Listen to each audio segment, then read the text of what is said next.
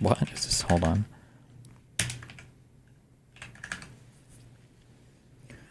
Trump was reading from a literal Tesla sales pitch, complete with pricing, during his White House event with Elon Musk. Is this true? Is this a real picture? Tesla pricing. Full self-driving, Model X, the CT, Model S, Model Y. Teslas can be purchased as low as $299 a month or $35K. Destiny, I was behind on stream. Hoping that disproportionately powerful people take your side on an issue seems pretty undemocratic, no? That doesn't feel like a very satisfying answer to whether there are any upsides to ability. I mean, people are always going to have disproportionate power in society. If you wiped away all the wealth, then it would be social capital. If you wiped away all of that, it might be, I guess, who the CEO is of the company with the most influence, or the person with the largest or wealthiest family, or a person who's a monarch, or a person who's a, I mean, you can't equalize all power through all of society at all points in time. And I don't even know if you'd really want to do that, or if that would even be preferable. Like, wait, whoever linked this YouTube video is not available anymore. Is that supposed to be my Gary's economic video? In case it was my link. Okay. No, that's not Gary Economics. It's not, wasn't your link. Okay, I'll go look for one. Welcome to Gary's. What video am I supposed to watch? Who's getting rich from your mortgage? Okay, welcome back to Gary's Economics. Today we are going to explain mortgages. Okay, I wanted to do a video on mortgages. And the reason being is I talk a lot in this video about wealth inequality increasing. That means wealth is being transferred away from primarily ordinary people, middle classes, towards the very rich. And there's a variety of ways in which we see that happening. So it's being okay, I wanted to do a video on mortgages. And the reason being is I talk a lot in this video about wealth inequality increasing. That means wealth is being transferred away from primarily ordinary people, middle classes, towards the very rich. And there's a variety of ways in which we see that happening. So number one is lower rates of home ownership. And we're really seeing that especially for younger people. Number two is this supposed to be about the US or the UK? Because I can't speak to the UK housing market at all. I don't know if that's, I don't know anything about that. Is the lack of ability of people to accumulate financial assets like stocks and shares. So we primarily see that through pensions. Older generations were much more able to accumulate financial assets in pensions, and now they're not. Number three is the loss of government wealth, which means government privatizations and increased government debt. But those first three, well, the first one is very visible. The second one, less pensions and less government wealth. We often don't see them. What we often do see, and one of the most visible ways in which ordinary families are becoming poorer versus the very rich, is increased sizes of mortgages. And I wanted to speak a little bit about that because I think a lot of people don't see the way in which increased sizes of mortgages is a transfer of wealth from the middle class towards the super rich. I think they kind of think house prices are going up, mortgages are bigger, that's just the way it is. And in this video, I'm going to explain how increased the mortgage debt is a manifestation of increased wealth inequality. So the first thing I need to explain, in order to explain this, is something that I have spoken about before on the channel. We've got two videos, one called Debt and one called What is Money. If you want to understand these concepts better, you can go and watch them afterwards. The basic concept which you need to understand is total mortgage debt is always zero. This is the first thing you need to understand. Total mortgage debt is always zero. If you look at the amount of debt across the whole society, mortgage debt, it is always zero. And that might seem crazy. You know, so many people have mortgages, how could it possibly add up to zero? That is because every debt has a creditor. For everyone who is in debt, there is somebody who is in credit. Your money is always owed to somebody. So what that means on a very simple level is the total amount of debt always has to equal the total amount of credit. And the total amount of, I don't know if it's worth nitpicking. Is that necessarily true? What about in the case where debt is destroyed, like in the form of like selling debt to collectors or for like defaults or bankruptcies? I don't know how relevant that is, but okay, let's... Mortgage. I mean, like it's kind of true. There's always like debt and creditors on both sides, I guess. Interest that is paid always has to equal the total amount of mortgage interest that is received by somebody. So what that means is it is not possible for mortgage debt to grow massively for the middle classes, for ordinary families, unless somebody is accumulating a huge amount of money. Now, this is an important concept, and I think I'm going to sit on it for a little bit and explain. I'm trying to think how much I want to fight with my audience. Unless he's going somewhere that is like very unpredictable to me. This is about to be the most retarded fucking analysis of debt and wealth in the history of any fucking video I've ever seen in my entire life. But I guess we'll see. There are a lot of upsides for lenders as the amount of mortgages and everything grow. That's true. But I mean, there's also upsides for borrowers as well because you're acquiring an asset of increasing value, obviously, right? So, I mean, proportionally, as long as the interest rates, I guess, aren't growing abysmally or something. But I don't know. We'll see where he's going with this.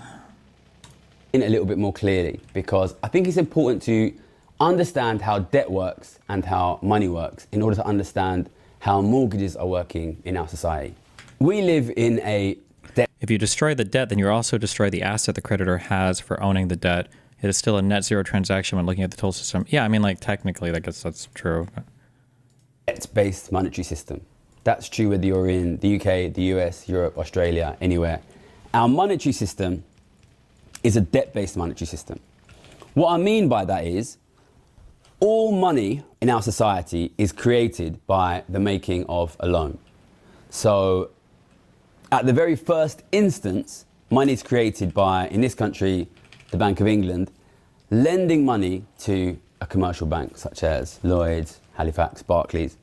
So at that point, a bank borrows money from the Bank of England, they get money and they also get debt. The money and the debt are created at the same time.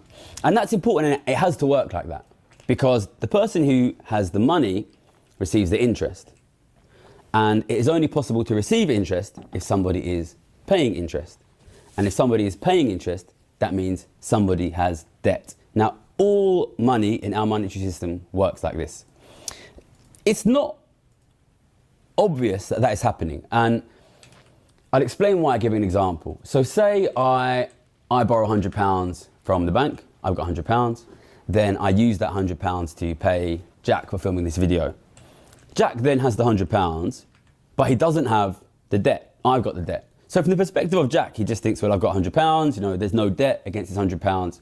But if you look from the perspective of the whole of society, there has to be a debt balancing it. And in this case, I'm the person with the debt, so I pay interest to the bank that lent me the money, and then the Bank of England pays interest to Jack. So I really want to hammer this in because you need to understand this. All money is credit, all money is debt, all money is credit, all money is debt. In fact, I think you will understand money better if you almost stop using the term money at all and you just think about money as credit.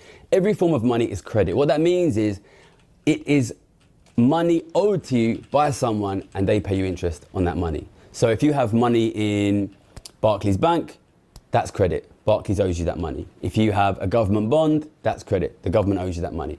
And even if we think about cash, if you pull a banknote out of your wallet, you will see at the top, it says here, I promise to pay the bearer on demand the sum of £20. I don't think you're going to be able to get that, but if you've got a £20 note. So even this cash is essentially a form of credit. The government offers to pay you money. And if you give this money to a bank, the government will pay interest on this cash. That's why you can make money on cash. So all money is credit and all money is debt. There is always somebody in debt for every piece of money or credit anybody has. And that has to be true, otherwise there would be nobody to pay the interest. Wait. Kill me, he's mixing up private banks lending out versus the central bank carrying a credit for outstanding dollars. No, I don't think he is. I think it's just like a basic overview of kind of another way to kind of think about money. I don't think he's saying anything incorrect so far. On the flip side, if anybody has debt, there is always somebody with credit against it. This is the way money works. I always get some people get very angry when I say this on the channel. Unfortunately, it is true. We live in a debt-based monetary system. Debt and credit always have to totally equal. So what this means is, if mortgage debt is suddenly exploding and getting much bigger, somebody somewhere must be accumulating an enormous amount of credit.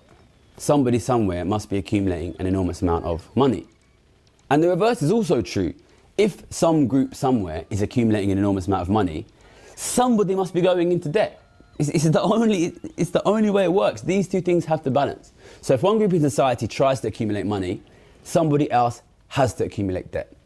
If one group in society starts to accumulate debt, somebody else has to accumulate money. These debts and credits, this debt and money, they are the same thing. They are two sides of the same coin. One side cannot exist without the other. So when you see mortgage debt increasing massively, or for example, when you see government debt increasing massively during COVID, you should be asking yourself, who is accumulating money here? And you should be understanding it is only possible for those debts to increase because a group is accumulating money. And in fact, if a group accumulates money, they are forcing somebody to go into debt. So in a very real... I don't know if I like, I don't know if he's speaking on like a level higher than what I'm, or more abstract than how I would analyze this. But like, everything he's saying is like technically true, but this is like so true of everybody that does economics on YouTube. I don't know why.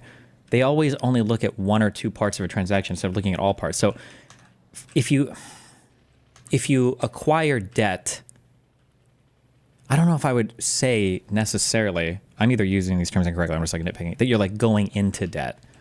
Like, let's say for instance, I borrow $1 million to buy a $1 million house. Have I gone into debt? Well, I have an outstanding mortgage for $1 million, but I also have an asset that's worth $1 million. My net worth technically hasn't changed. So I say like I'm in debt. I mean, I'm kind of in debt, but it's like, it's a secured loan. It's backed up by an asset that I also own. Like what he's saying is not technically wrong yet, but that's a pretty key part of the transaction. It's not like this is just debt out of nowhere that people just have to pay money on and they're not getting anything for it. But I don't know, we'll see. Sense, these increased mortgages, these increased debts. To be clear, he hasn't said anything wrong or incorrect or misleading so far. Just depends on where he goes with this. Of ordinary families, of the middle class, they literally are the accumulations of wealth of the rich. It would not be possible for like, wait, what? Debts of ordinary families, of the middle class, they literally are the accumulations of wealth of the rich. It would not be possible. Like that jump was retarded, I think. I am curious, can somebody link, do banks majorly profit off of mortgages, or is it usually derivative products or other things they sell or service? I'm curious what the overall earnings are for different financial institutions. Although I think banks that sell mortgages, I don't even think they're allowed to commingle those with investment products anymore, right? I think after 2007, 2008, I don't think you do that anymore, but... So in a very real sense, these increased mortgages, these increased debts of ordinary families, of the middle class, they literally are the accumulations of wealth of the rich. But arguably, they're also the accumulation of wealth of the people that are borrowing the money too, right? Because when you take out a mortgage and you buy a house, your wealth is increasing, right? Ideally, the value of the property is increasing faster than the money would have been just sitting there otherwise. And you're also getting the utility as well out of living in the house. You have a place to live, but... It would not be possible for your family, for your kids, for your grandkids to go massively into debt unless some group of people, which in this case is the very rich, are accumulating money. In fact, what you are seeing here is don't say wealth transfer. Oh no, don't say it. Manifestation of what I talk about in my flows of wealth video, which is when you live in a very wealth unequal society, as increasingly we do, what that means is a small group of people own all of the companies, they own all of the commercial property, they own most of the properties, and ordinary people are continually having to pay them rents, profits, and interest. If inequality gets very large, these flows of cash from ordinary families to the rich become very large. Why are we just totally ignoring that it's not like everything he's saying would be 100% correct if people were just borrowing money and sitting on a massive pile of money in their bank that they're just paying interest on or something. That would be true. But why are we ignoring the fact that this debt is not only being used to secure an underlying asset, it's being leveraged to secure an underlying asset. Pretty massively leveraged, right? 4 to 1, 5 to 1, 10 to 1 if you've got like a FHA loan or something, or 100 to 1. I think you might even be able to do like 1% down if you do like an FHA loan. So I don't know why but maybe he'll get to that. I'll keep listening. And they have to balance somehow. And there's only really three ways that those cash flows can be balanced. One is ordinary people work much more for the rich, although in reality, if you try and do that, it tends to just push wages down. Two is ordinary families sell their assets to the rich, and that is why we are seeing reduced home ownership rates and reduced ability to save in pensions. I don't even know if home ownership rates in the U.S., how have those gone down? Home ownership rate.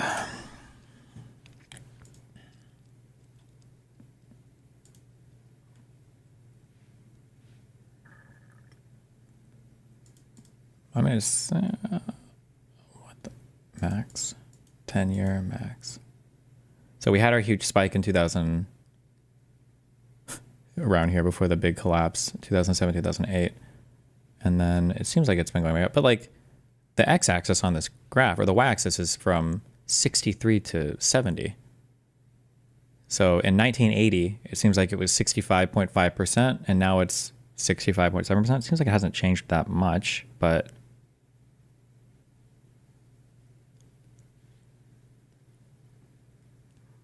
at least in the United States. But the third one is the rich can lend that money back to the poor. And that is what we're seeing when we see mortgage sizes. I don't know if the rich lend money to the poor via mortgage loans in the United States. I would have to have a better understanding of like Treasury combined with ordinary banks that do mortgages and everything else. But like, I don't think selling mortgages are your most profitable investment products. And if you're a wealthy person, you're not looking for whatever prime plus 1% or whatever the fuck banks sell mortgages for a return on your investment. You want like 7 to 10%. You're investing in businesses and companies or like the stock market. And I don't believe the stock market should in any way be connected to mortgages. So I don't understand that statement there, but. Increase. What you are seeing there is the rich taking enormous amounts of money from working families and then lending it back. Okay, but up till now, that's all been very theoretical, but I want to talk about how it works in practice. So let's take a practical example which happened recently. So I speak a lot on the channel about how during COVID, governments gave out an enormous amount of money, and that money was largely in the end accumulated by richer people. If you want to understand how that worked, you can go and watch our first video on the channel, How the Rich Got Rich from COVID-19. When these rich people start to accumulate cash, what do? So rich people, they tend to want to own a balanced portfolio. What that means is they want to own things like stocks and shares, but they also want to own things like bonds, because bonds pay very regular interest. And they want to own things like gold. They want to own property as well. At first, they'll go out and they'll buy the stuff that's easy to buy, stocks and shares, these kinds of things. But eventually, they're going to want to diversify and they're going to want to own property. The problem with property is it's very difficult for super rich people to buy enormous amounts of property. So say if you're very rich and you suddenly receive an income of £10 million, you can quite easily buy £10 million of stocks. You can do it really at the drop of a hat. It's much harder to buy £10 million of property. If you were to buy £10 million of property, you would then have to manage.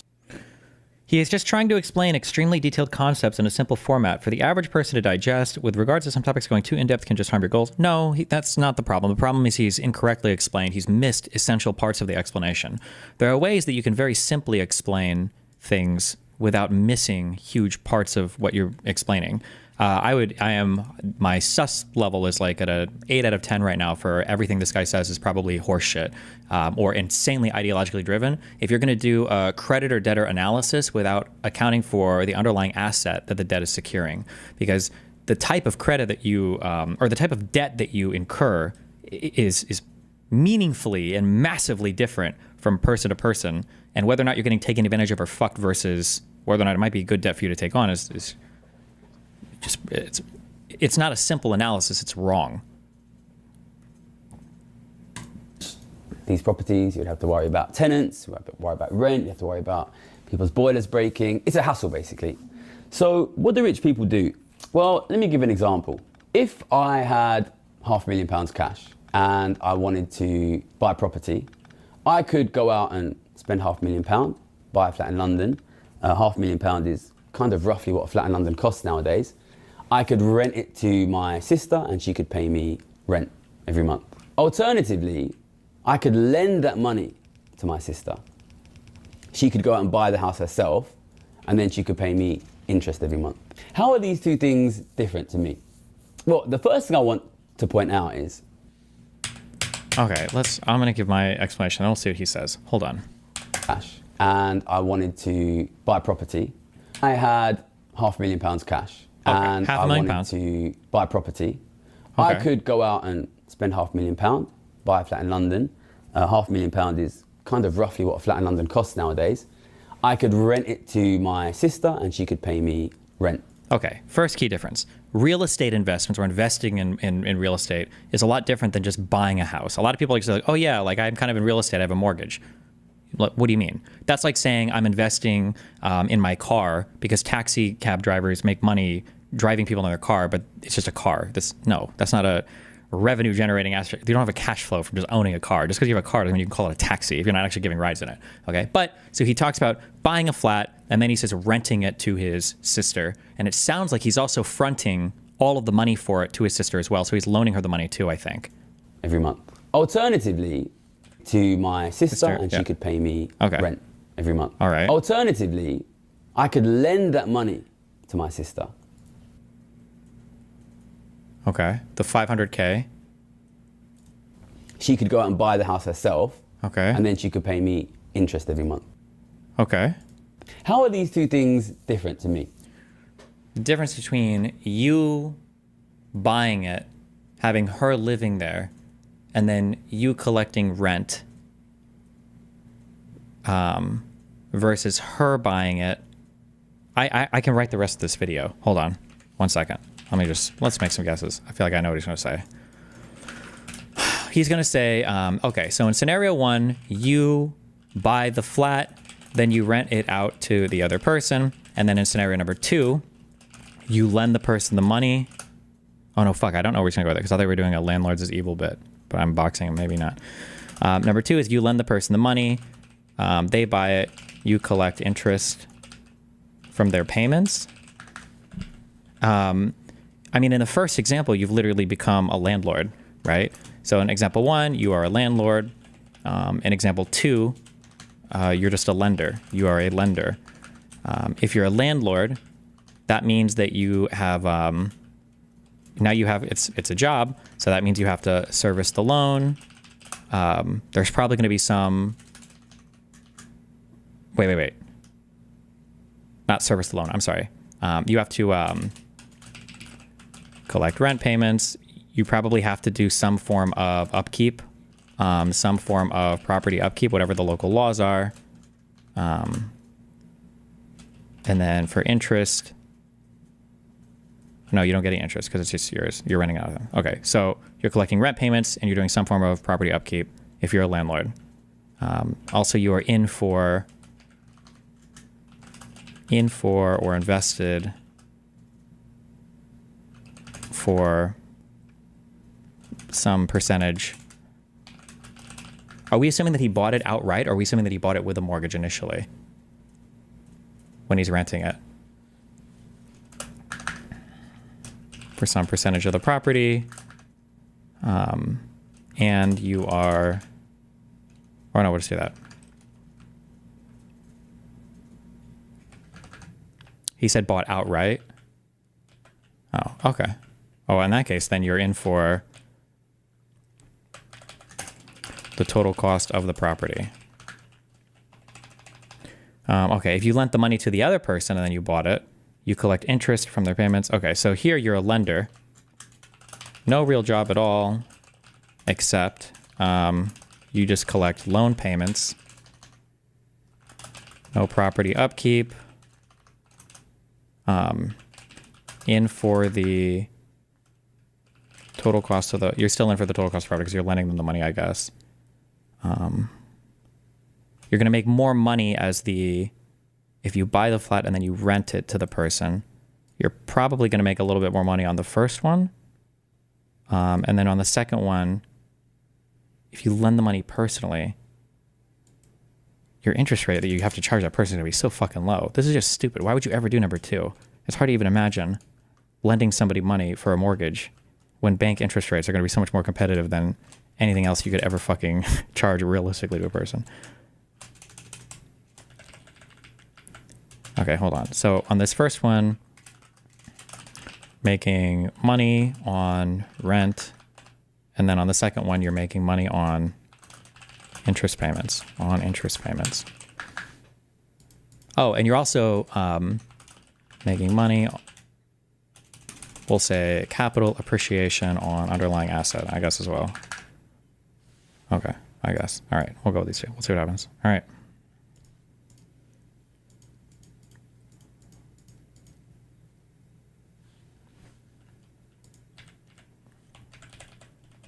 Wait. Well, the first thing I want to point out is, what is the difference between those two examples on the housing market and on house prices? The answer is there is exactly no difference. You know, the housing market doesn't see whether it's me or whether it's my sister, whether I'm buying directly or whether I'm lending to my sister. All the housing market sees is somebody's coming in with £500,000 and buying a house. So what that shows you is whether I buy the house directly or whether I lend the money out to buy the house, in both cases, I drive the house price up. The second thing is this question of... That's probably true, I think, yeah. Who actually owns the house? So legally, technically, if I lend the money to my sister owns the house. But what is her net worth after she buys it? Well, she buys a flat that's worth £500,000. Okay, he's bringing up the asset side here. Okay. She's worth nothing. Okay. So essentially, I own the equity in the house. So what I'm trying to say... Wait, what? A flat that's worth £500,000, she has debt of £500,000, she's worth nothing. So essentially, I own the equity in the house. I think he misspoke here, right? So what I'm trying to say here, here? We should also look at cash flows, right? Given that interest rates now are about 5%, the amount of rent you would pay if you rented it is probably not that dissimilar to the amount of interest you would pay on borrowing that money. So really, whichever way you cut it, and there are some differences. Obviously, if the house price goes up, I'd prefer to own the house. If the house price goes down, I'd prefer to be the lender. But really, that's highly simplified. I mean, it's like, it could be true, I guess, but you would hope that it's too complicated to just say that simply, actually. I mean, I think that's an okay simplification, maybe. Houses are complicated because there's so many different tax specific rules around houses and, yeah, but maybe I guess we say.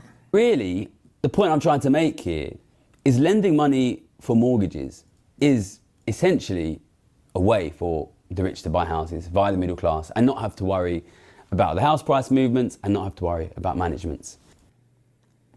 I just don't understand how he's connecting all these things. I don't understand. I just don't understand how he's connecting all these things together. Destiny, no, he means that on balance, he's still worth the money. He doesn't mean that he owns the house. He's just worth that, what the house is. Oh, because on the balance sheets, he's lent her $500K. She owes him $500K. And then she bought a house for $500K. The bank, but she has an asset for $500K. Wait, why doesn't it all balance out to zero again? When it all...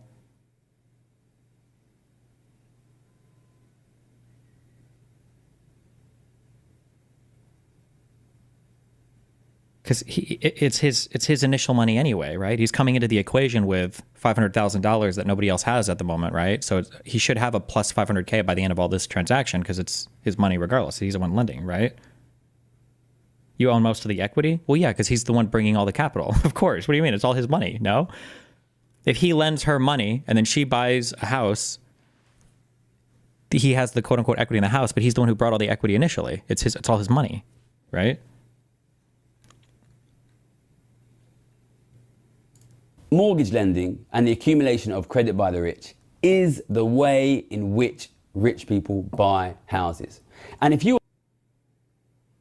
I mean, definitionally, it's kind of true, but it's just like such a stupid point. Like, if I go into a situation and I have no money and I want to borrow something to buy something, theoretically, especially if we're talking about a secured loan, it's literally secured. The loan is secured with the underlying asset. I mean, in a way, you could say the person who's lent me the money in a way has ownership or equity kind of in the underlying asset But I mean, that's just like a tautology. Definitionally, that's true. But I mean, what? You are sitting on a house with an enormous mortgage. Realistically, you don't own that house. The person who lent you the money owns that house. I mean, like, kind of, yeah. But I mean, what is the point of this analysis? I mean, this is true of all forms of borrowing, or like, is he attaching like a normative, like a moral value to this? That it's like good or bad, or what's the alternative? Do you just, nobody's ever allowed to borrow money to buy an asset, or? And it's important to understand this because as we go forward, this increased size of mortgage is going to be the primary way in which we see the wealth of the middle class decline, especially here in the... I don't agree though. How does that make the wealth of the middle class decline? If somebody lends you money to buy a home, you pay them back with interest, but the value of the house also appreciates too. Like, you're getting an asset that's appreciating in value as well, assuming you don't refinance constantly, or you don't like pull out money with a HELOC and own more money on the appreciating asset value. Ideally, the asset appreciates, and it generally does, right, over time. The asset will appreciate more than the loan that you've taken out, or the interest you're paying on the loan. I mean, like, it just feels like one of those, like, if somebody's winning, you're losing arguments. Like, in the UK. In the UK, ordinary people tend to hold their assets in property. And there is and there will be less direct owning of property by ordinary families.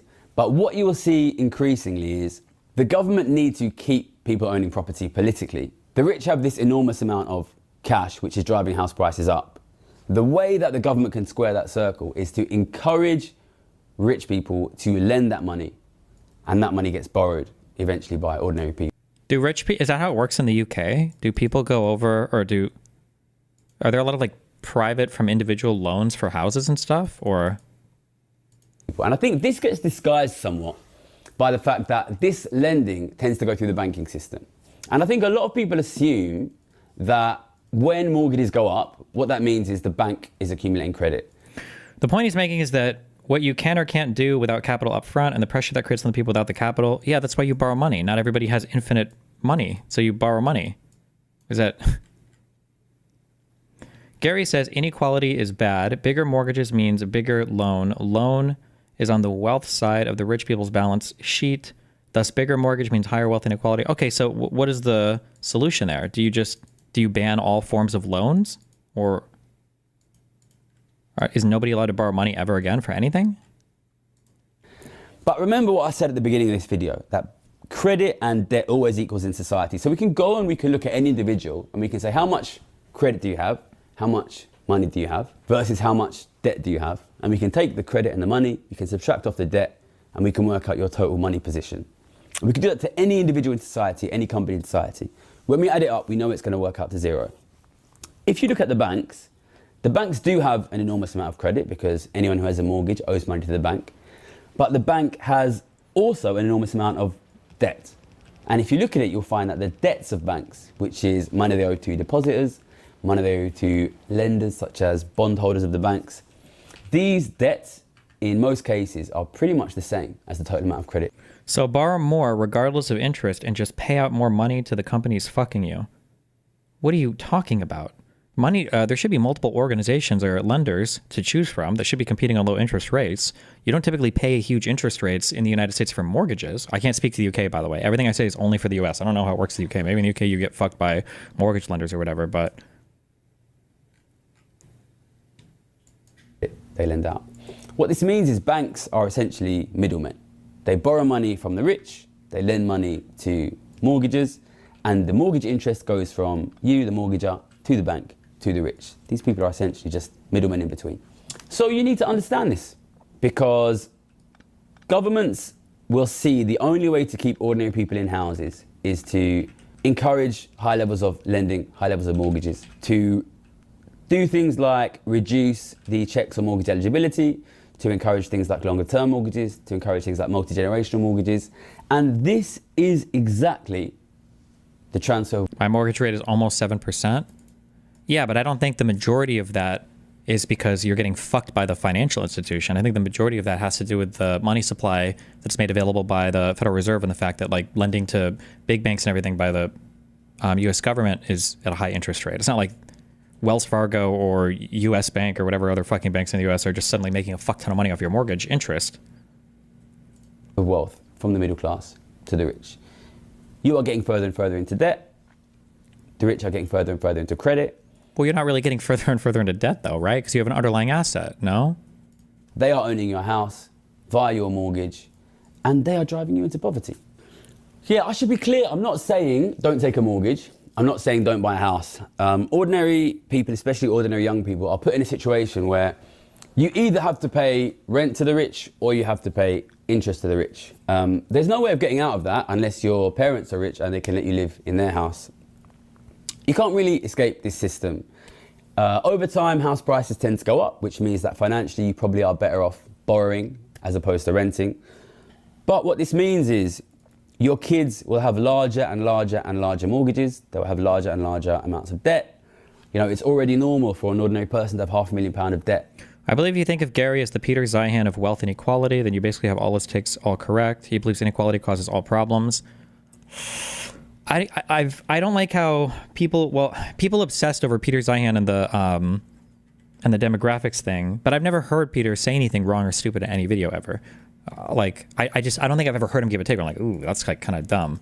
This whole video, it was a waste of time. I don't think you learned anything valuable in this video. In fact, you came away misled, I think, by why we borrow money to even acquire assets or what. In a mortgage, that will become 1 million, that will become 2 million. And that means that your kids and your grandkids will end up with mortgages that they can never, ever, ever repay. And that why can they never, ever, ever repay them? How would they acquire the mortgage in the first place, right? Because that's a product that's bought and sold as well with qualifications attached to it. Like, will be debt owed to the rich and it'll be interest paid to the rich. And they can use that interest to push house prices up even further. Well, it's not necessarily the interest rate that pushes house prices up further. It's also demand for houses, right? And that'll compete your kids for the assets that they need. This will get worse and worse over time. That is the nature of compound interest. I want to be clear, I don't think... What? Banks are evil. I don't think lenders are evil. I don't think mortgages are evil. But increased mortgages are debt to somebody. They are debt to the rich. They will grow and grow. This increased debt is the main way in which we will see ordinary families get poorer over time. The only way to fight it is to rebalance power.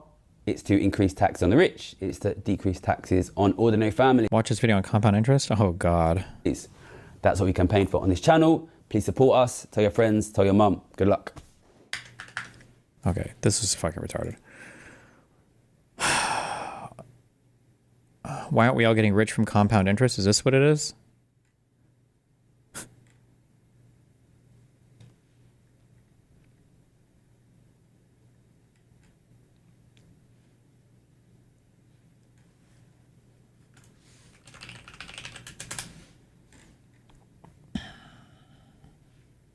Okay, welcome back to Gary's Economics. Today we are going to explain compound interest.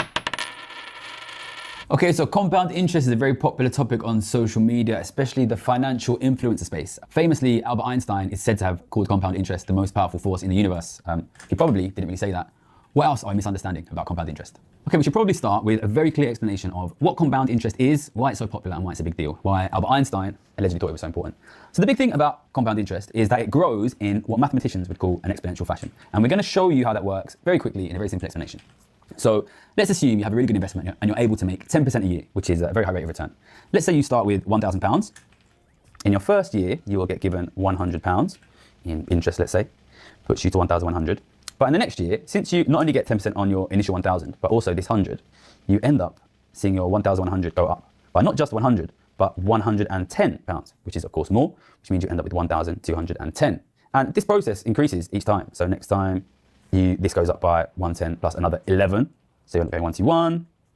And this just keeps happening basically. Every single year, not only does your investment go up, but your growth increases as well. What this means is because the growth each year is increasing, it means that if we imagine your wealth over time, so here's how old you are, here's how rich you are, it doesn't just go up in a straight line, like this dotted line, it actually goes up in this curved exponential way, which kind of curves upwards, to the moon, some would like to say.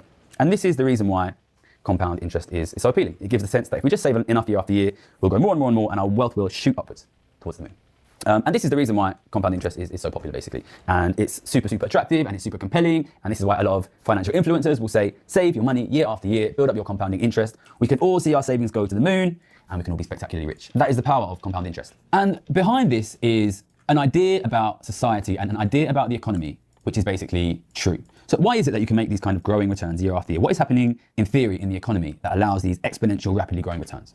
This idea is probably best explained by imagining, and economists love to do this, and I think it's often quite unrealistic, imagining your sort of desert island economy. So you arrive on a desert island, there's nothing there, you're struggling to survive, what do? Well, the first thing you need to do is you take care of your food supplies. So you build a kind of farm in your first year, and then because you've set up the sort of basics of a farm, that means that next year you have more food, which means you have an extra bit of time, which you can use to build a better house, and you can use to build better tools. And then each year, because you're improving your productive capacity every single year, you have a bit more free time and a bit more resources, which you can then use to build your productive capacity again and again and again. So the kind of compound interest that we are seeing from an individual perspective is mirrored by these kind of compounding returns in society. Because each year, as you build things up, you have more resources and you can use those extra resources to build more resources again.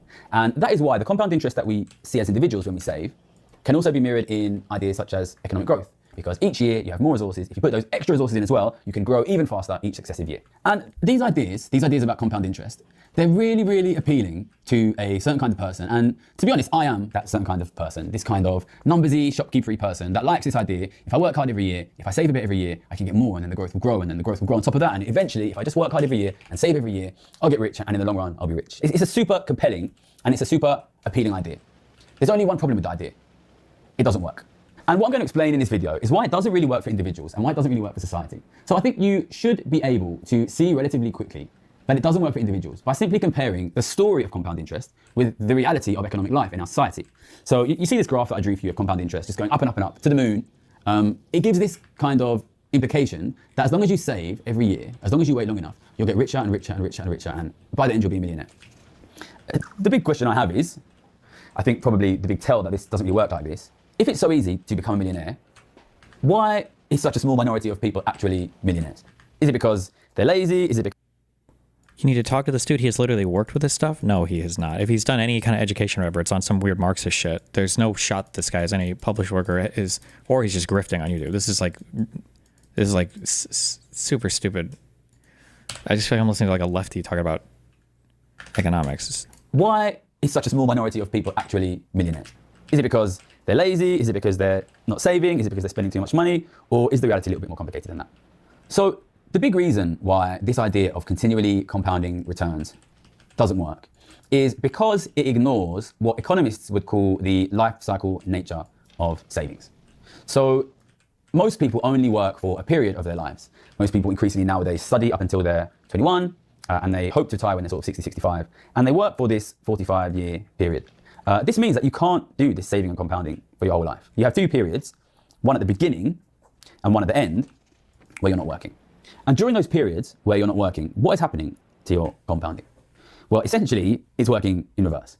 When you're young and you're a student, you're not earning any money and you're having to pay to go to university.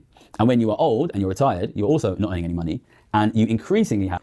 He literally went to Oxford and worked for millions betting against the Western economies. No, he didn't. No, there's zero. I'll bet my whole life on it right now. This guy was never a trader betting against millions or whatever, or doing any of that bullshit. If he was, he would be a billionaire or a trillionaire right now. 0% chance of that being true. Have really pretty large running costs in terms of paying your bills, paying for your just your regular needs. But as you get older, increasingly a lot of people are having to spend a lot of money on caring as they get old and end of life care. That basically means that the actual graph of wealth over time looks quite different. So let's draw that graph again. Here's how rich you are. Here's your age. What does it really look like? Well, first of all, you don't start at zero. You start down here. You've got to pay off your mortgage. You've got to pay off your student debts. Then you start saving. Well, things happen. You have your first kid. That definitely costs you a bit. You have your second kid.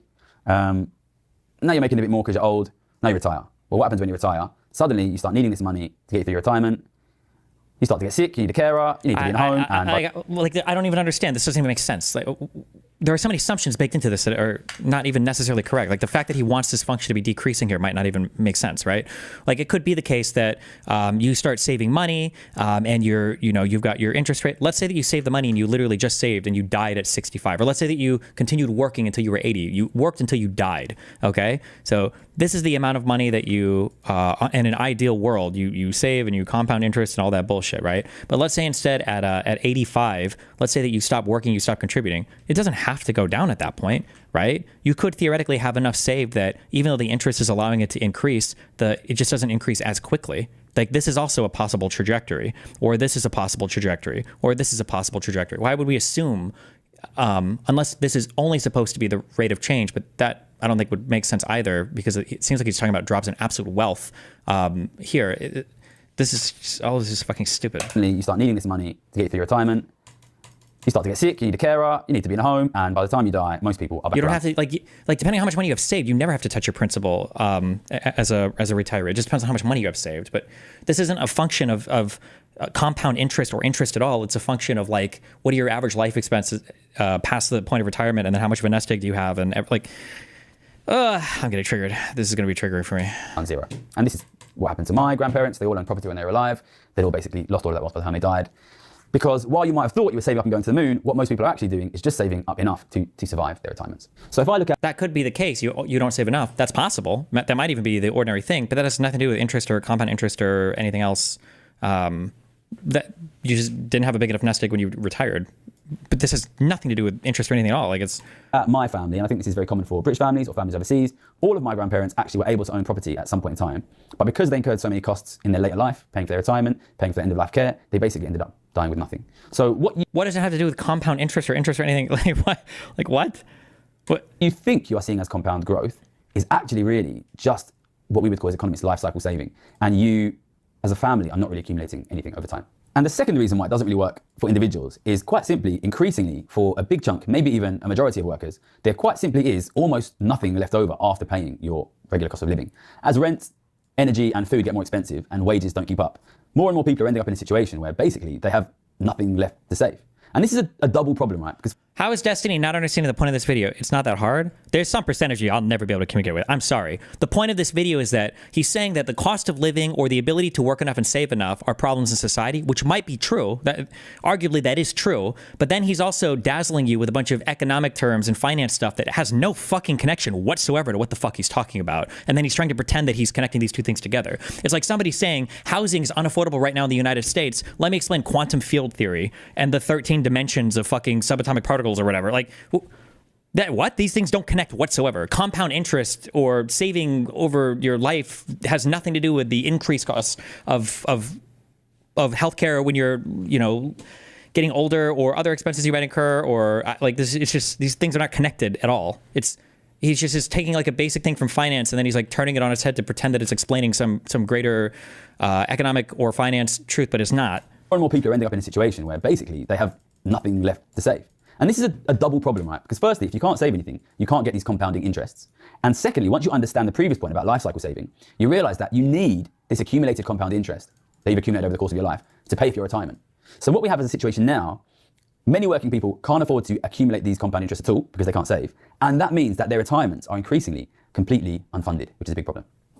But how does that map in to this idea, which I introduced at the beginning, which is the reason that individuals can compound their interest and get growth upon growth upon growth, is because society can compound its interest and get growth upon growth upon growth by building more and more and more productive capacity year after year and creating more production and more free time to continually compound growth as a society.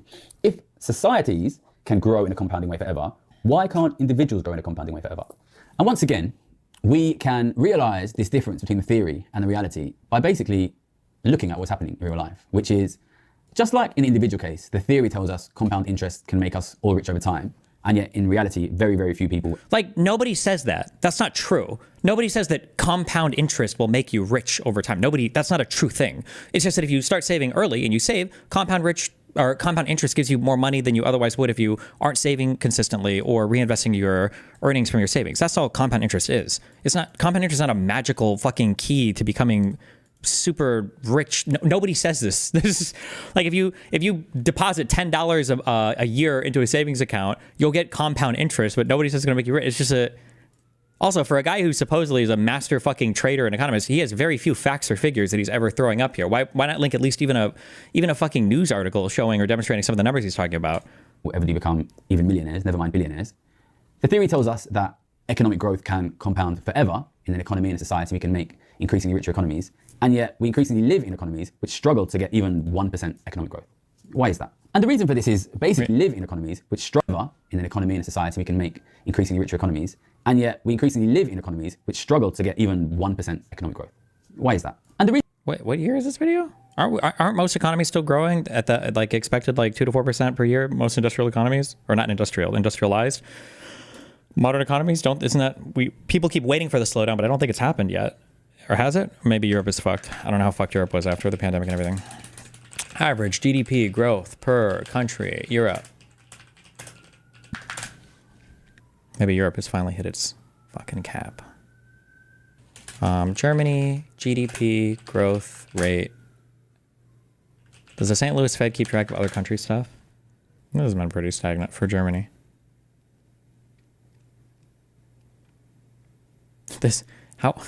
If these economies aren't even growing that fast, how are they taking advantage of America? What is Trump talking about? I heard a claim for the first time 2 weeks ago, but I don't know. I just don't know how true it is because I haven't looked up any of it. But that baseline manufacturing that Trump obsesses about bringing back, that supposedly a lot of European countries have gotten stuck in that baser manufacturing stage for like Germany especially, and that not being able to have a more advanced economy is actually hurting them a lot. I don't know how true that claim is though. St. Louis Fed GDP growth. Oh, like France seems to be doing a lot better. Well, I say that actually, I'm sorry. If the line is 2%, they're still under 2% generally. Damn, go America. Okay. When I speak econ, I'm almost always centered on America, unless I specifically call other countries out, because I never know like housing markets or education or whatever for other countries. I'm not as anywhere near as familiar with other countries' economies. The reason for this is basically that we live in economies that have physical limits. And I think the clue, in a way, should have been that the example which we used to introduce to the idea of compounding societal growth was a desert island. Well, what are the key features of a desert island? The key feature of a desert island is that it's completely uninhabited, completely wild. There's a ton of natural resources and nothing is built on that island. Now, if you land on an island like that, especially if it's a large island with tons of natural resources, you really can grow as a society in a compounding way because there's this enormous island for you to expand into, and you can build up one area of the island, you can industrialize one area of the island, you can use the tools that you can build in that area to expand to the next area and to expand to the next area and to expand to the next area and to expand to the next area. The problem you have is that eventually you will get to the other side of the island and you will have nowhere to expand into. So what do you do when your model is built on rapidly expanding growth and you hit the end of your island? Well, this causes a problem, right? Because we have individuals in society, and we have individuals in our society who are extremely wealthy. They own much of the natural resources. They also have a lot of productive equipment, like they might have factories or they might have farms or they might have mines. And these guys will see their wealth grow at about 4-5% a year. And that's not really a problem when you live in these infinite societies, because I can own this part of the country and I can grow it and I can grow it and I can grow it. And you guys can just keep moving out to new parts of this island. The problem happens is when you get to the end, I'm going to keep growing and you guys are going to have nowhere to go. And what happens in that situation? Well, in that situation, what you will... Desi doesn't know anything about economics. True, my bad. Let me change this guy.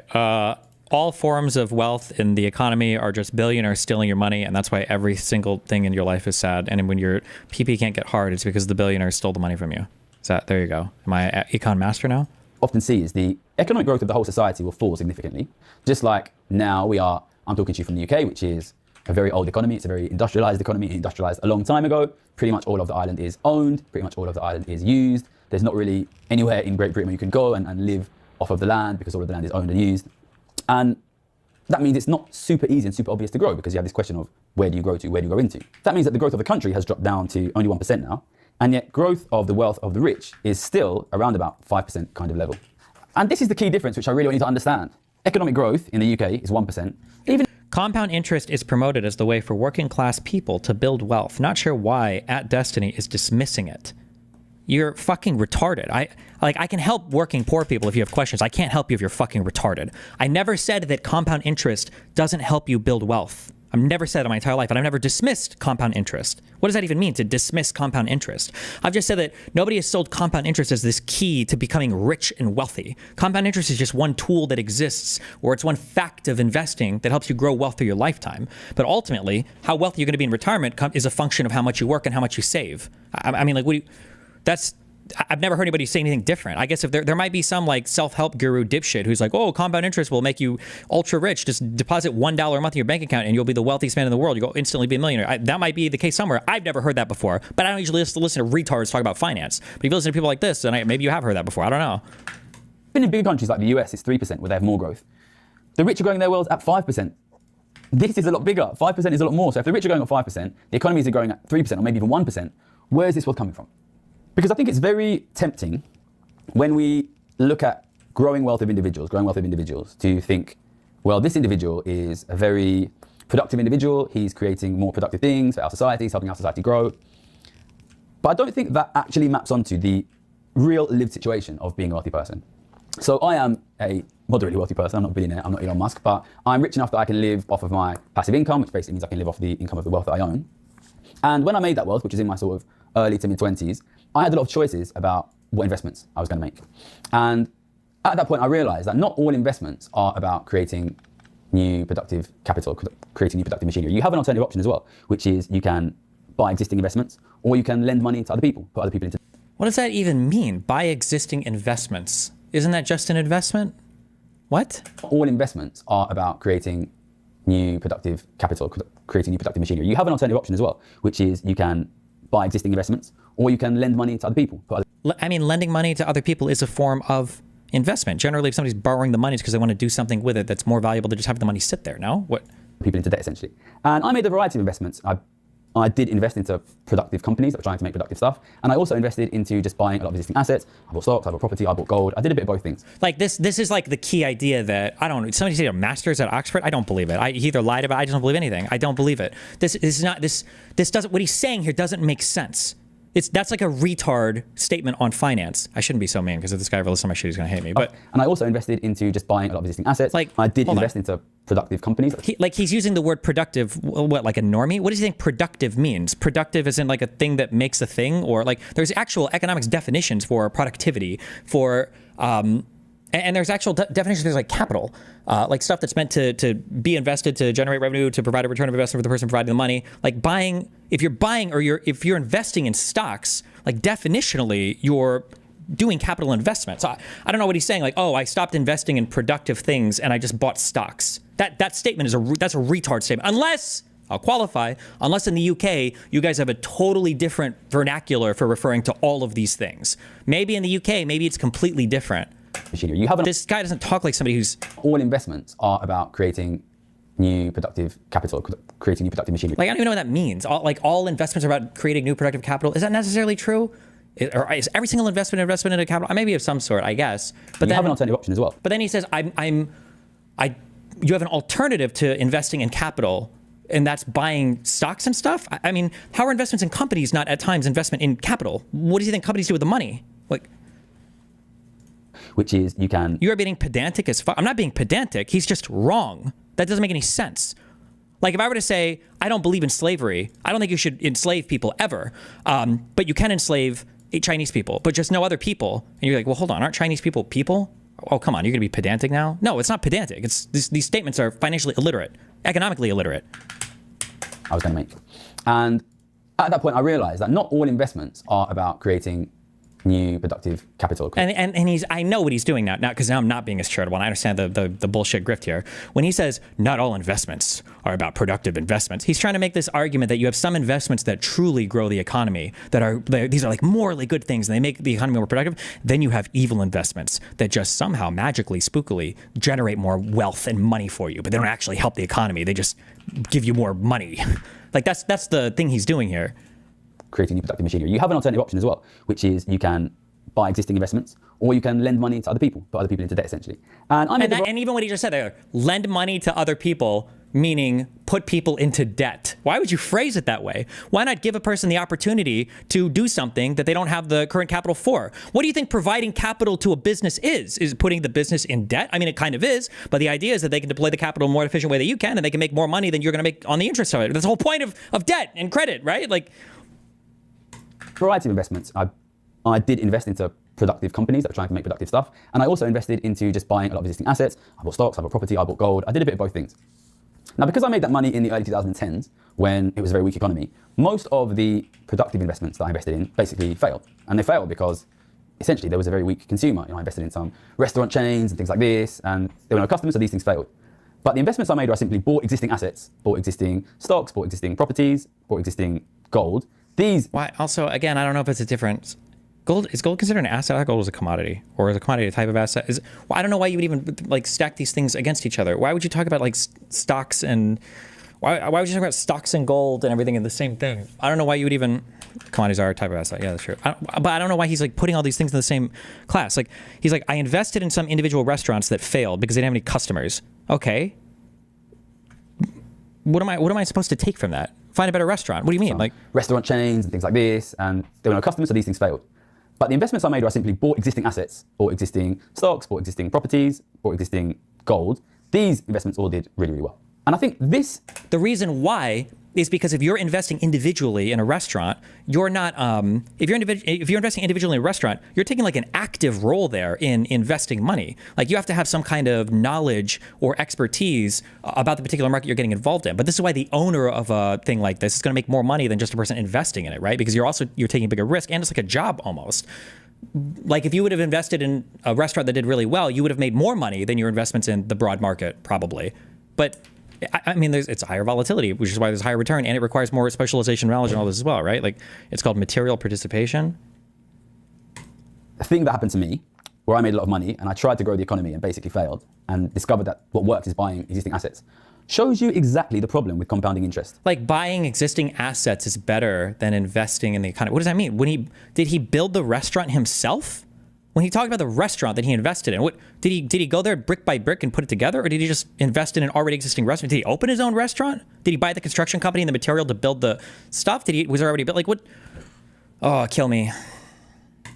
In finite economies, in finite countries, on a finite planet, if you allow the rich to grow and grow and grow and grow and grow, once you hit your natural limits, the rich will continue to grow by basically cannibalizing the existing middle class. And that's not because they're evil, it's simply because their wealth is so large and grows so quickly, and there are so few actual real investment opportunities that basically they have no other option. And if you think about it, this is also why it can't work for the individual. You know, we live in a finite country, we live on a finite planet.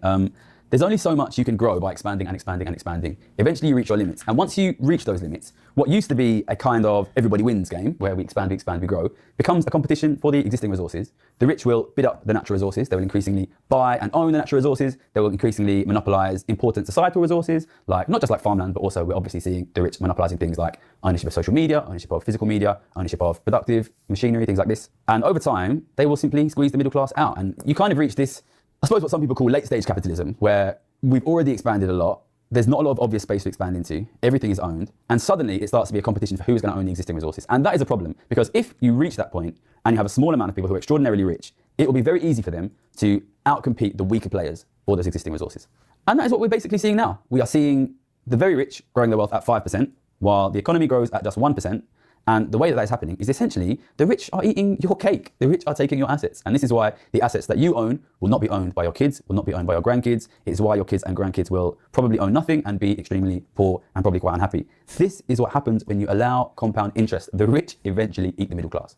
And I think one thing that's interesting about this, right? So what do we need to... This is like, it's not even wrong. He hasn't even, I don't even know what the claim is here. Like, this is so stupid. What the fuck are we talking about? What? Dynamic is, what you first see when it first starts happening, when the rich start struggling to actually expand and start instead focusing on buying the existing resources, the first thing that you see when that happens is asset prices, existing asset prices start to rise.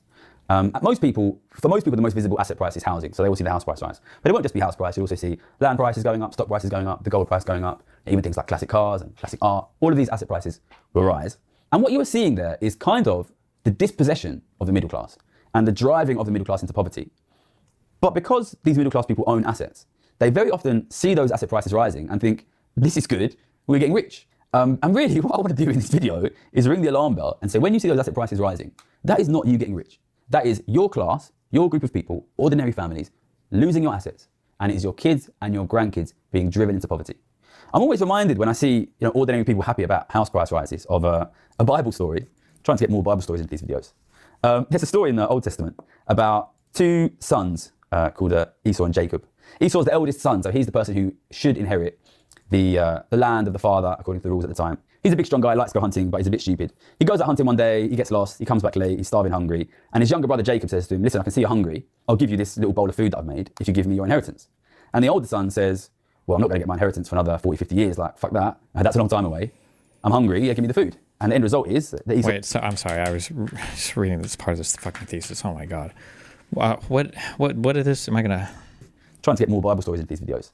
Okay. There's a story in the Old Testament about two sons called Esau and Jacob. Esau's the eldest son, so he's the person who should inherit the land of the father according to the rules at the time. He's a big strong guy, likes to go hunting, but he's a bit stupid. He goes out hunting one day, he gets lost, he comes back late, he's starving hungry, and his younger brother Jacob says to him, listen, I can see you're hungry, I'll give you this little bowl of food that I've made if you give me your inheritance. And the older son says, well, I'm not going to get my inheritance for another 40, 50 years, like, fuck that, that's a long time away. I'm hungry, yeah, give me the food. And the end result is that Esau's kids and Esau's grandkids will be poor. That is what's happening now. That is what is happening now. The rapid compound interest growth of the very rich is driving your family out of the ability to own assets. That means in the long run, not just your kids and your grandkids, but your whole community will not own assets in 40, 50, 60 years. That means we'll have no middle class. If you have no middle class, then you have nobody to drive spending, you have nobody to drive economic growth. And if you want to see what a country looks like, when it has a very small middle class, you can see that. Go to India, go to Brazil, go to Johannesburg in South Africa. Countries with no middle class generally provide extremely low quality of economic life for ordinary people. And if you think that can't happen in this country, go read Charles Dickens, because it happened here 100 years ago and it can easily happen again. So to conclude, compound interest, it feels like a route out of poverty for everyone. In reality, it is the exact way that the rich outbid you and your kids for resources. Compound interest will lead to the rich eating the middle class and poverty for your kids and grandkids. The only way to fix this is to change the tax system, to stop taxing ordinary people so much and tax the super rich more. If we do that, we can improve economic conditions. If we don't do that, there will be poverty, more and more poverty in this country. Fight back, change the tax system, reduce inequality. It's the only way to avoid poverty. Thank you for your support. Send this to your friends, send it to your mum. Take care. All right, I have no clue how. I'm so curious. If you're a fan of mine, I don't know how you watch stuff like this. I don't know who the fuck I appeal to sometimes. Holy Christ. What? He's like the, what was the name of that crazy Wolf? Professor Wolf? Was it Richard Wolf? The leftist econ professor that I debated one time and barely survived without roping? Jesus. Okay.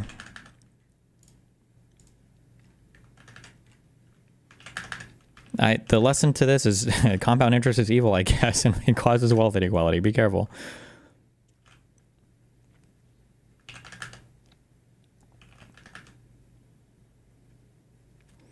Maybe he's saying the exponential growth for the rich makes them buy all the assets, which increases the price of all assets, which renders the compound interest growth for the poor meaningless. As the rich have greater exponential growth in money, I'm being charitable. Why would you even call this compound interest? I'm sure there's probably a better, like the way that I conceptualize this, and I'm sure in actual econ you could probably explain this better, but there are no limits to the amount of capital that an individual can own. And capital has become more and more and more and more productive through time.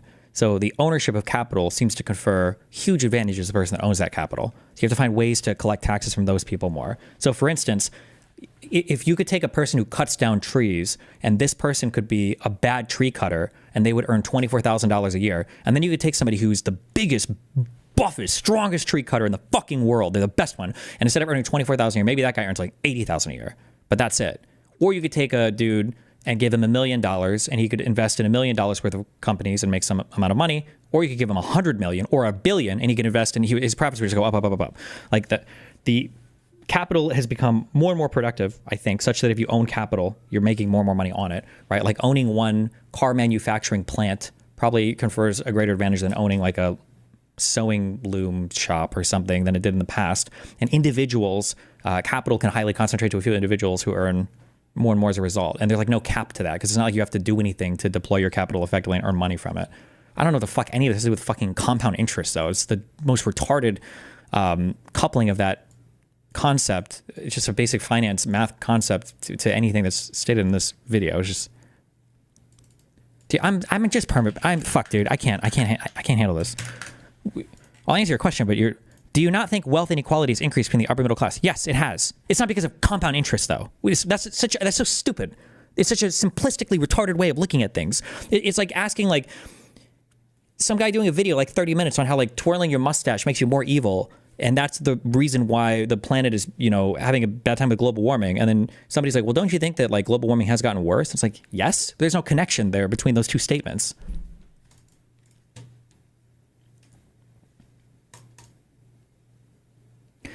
I think what makes Destiny off-putting for some is that he is the well actually guy. I'm not well actualing though. Fundamentally, this video is fucking retarded. It's not like, well, he kind of oversimplified some things and he's missing the point, blah, blah, blah. This guy's saying that like compound interest is the determining thing, the thing that explains why wealthy people and the gap between the wealthy and the middle class is growing. It's just dumb. This video is stupid on every level. It's not a good simplistic explanation of literally anything. It's not a good explanation for what's going on in society. And it doesn't give you a good way to combat, I think, the current societal problems. Or if it does, it's in a super lucky roundabout way. Like, for instance, higher capital gains taxes, I think would probably be a good thing, at least in the United States. I can't speak to other countries at all, but in the US, I think having a higher long-term capital gains rate, I think would probably be good.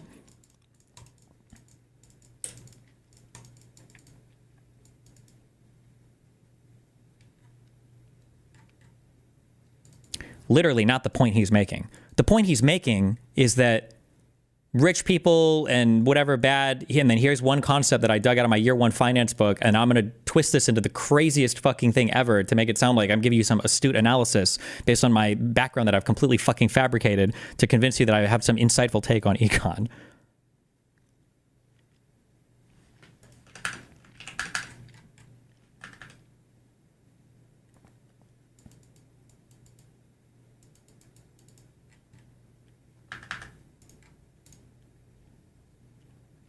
Destiny gets upset when someone criticizes wealth consistently. This is guilt. The angriest thing about that statement that you're making is I know that your mommy and daddy have a net worth that's like 20 times mine. That's like the most irritating part about that fucking statement is how much of a trust fund baby I know you are for the fact you type something so fucking stupid in my chat.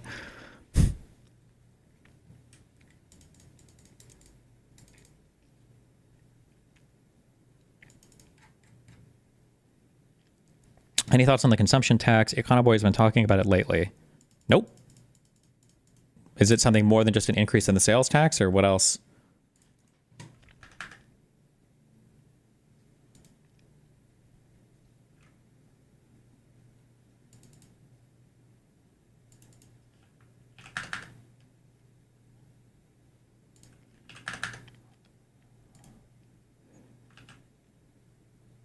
Oh boy.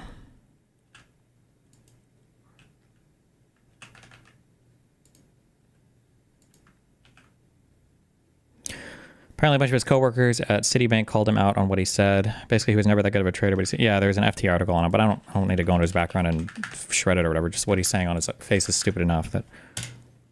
I want to start with you, Gary. I love that you came to that conclusion, my man. My dad was successful at one time, but not since the 90s, and not anywhere near your wealth. I don't even know what that means. Not since the 90s? What did he get so wealthy then that he retired? And now your whole family lives in mansions and pools, swimming in gold? Richie rich? Please respond with your description of the difference of effects on compound interest instead of a dumb as fuck ad hom for the love of God. Compound interest is what he described in the beginning of the video, that when you invest money and you earn interest and the interest is reinvested, that when the interest is calculated next time, your principal balance has grown, not simply due to the fact that you should be investing more money, which you should, but also because your investments are reinvested as well. And then the new principal that you calculate the interest payment on is higher, and you're getting more and more and more, and it's compound. It's an exponential growth curve instead of a geometric growth curve or whatever the fuck. I don't remember what the non-exponential one is called. But wealthy people in society have whole different ways of deploying their money in ways that they can earn money that I don't think has to do with compound interest, unless you're going to torture the fuck out of what compound interest means.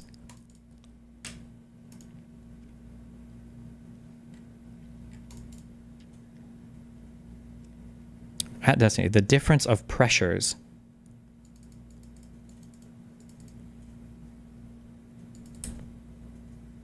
destiny. That was his exact point, LOL. If you incorrectly link it to some other econ concept, then you don't get to claim that that was your point. No, his point was to take some thing and then to torture and stretch it to all reasonable inference or past any point of where anybody would recognize it as being compound interest, and then try to explain the wealth inequality through that. No.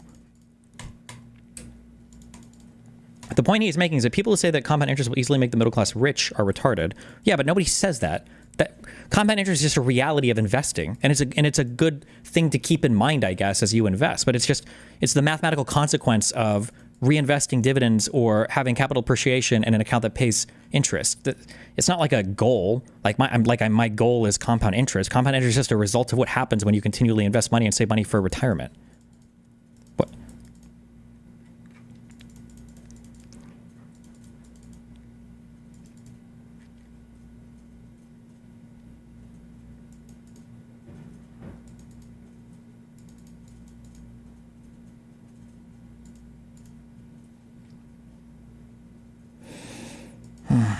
Okay.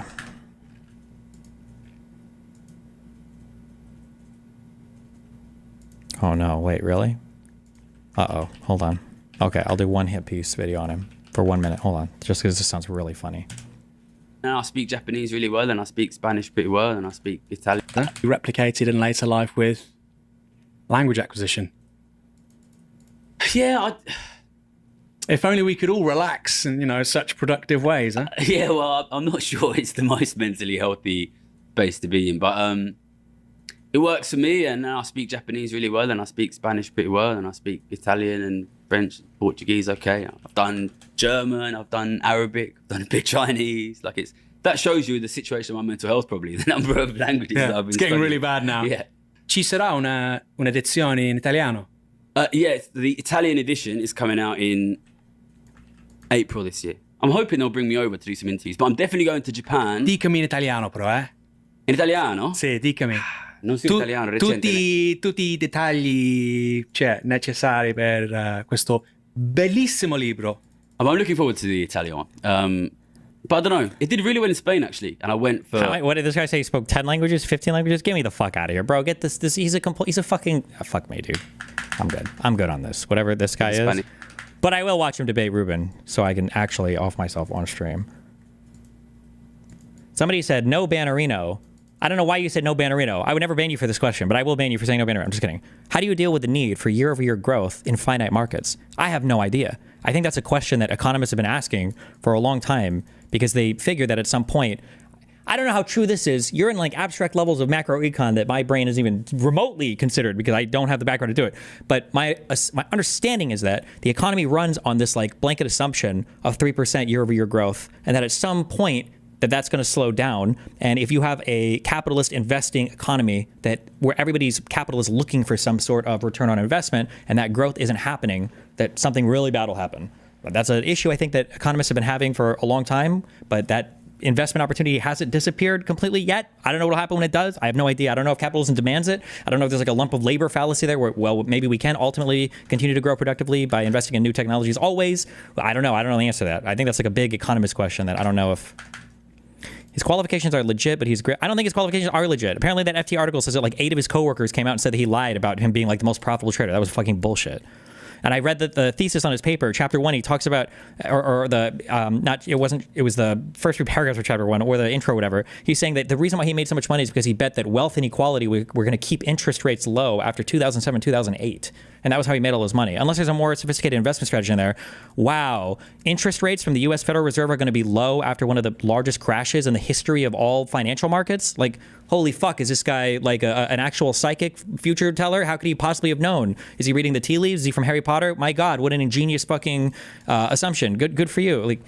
I don't care. Okay, don't get me that triggered.